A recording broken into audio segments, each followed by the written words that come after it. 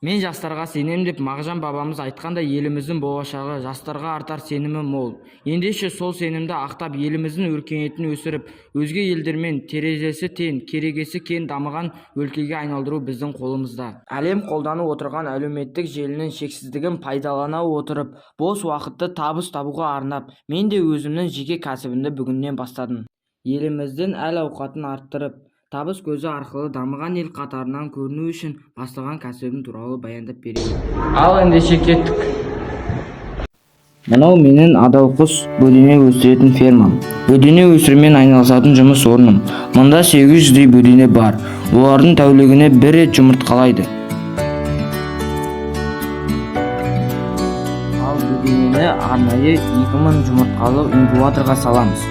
Ол 17 күнде балапан шығарады. Шыққан балапандарды 2 күннен соң арнайы брудерге ауыстырамыз. Брудерден үлкейген соң клеткаға орналастырамыз. Бөдене айына 20 есеге өседі және 30-40 күнде жұмыртқалап бастайды. Ал 50 күнде етке дайын болады. Еттің емдік қасиеті мол.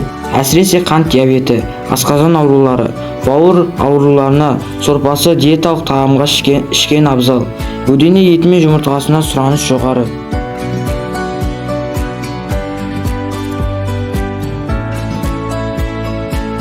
Кәсібім нәсібім демекші, осы кәсіптен тапқан табысым да аз емес. Бейнеті мен шығыны да жоқ емес. Бұл кәсіп ұқыптылық пен ждақаттылықты талап етеді. Балапандармен сөйлесіп, қал жағдайларын сұрап, әңгімелесемін. Әр қайсысына аялы алақан мен жылу беруге тырысамын. Нәзік те сымбатты құс болғандықтан таза жылы жай жасалынған.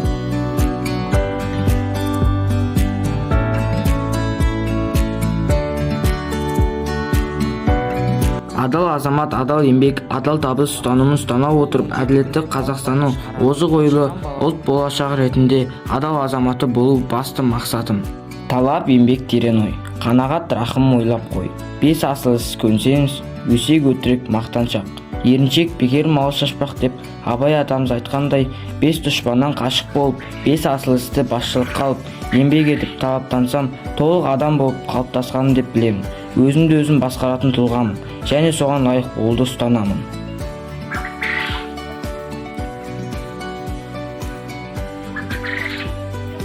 Ya, жүрөңүздөр.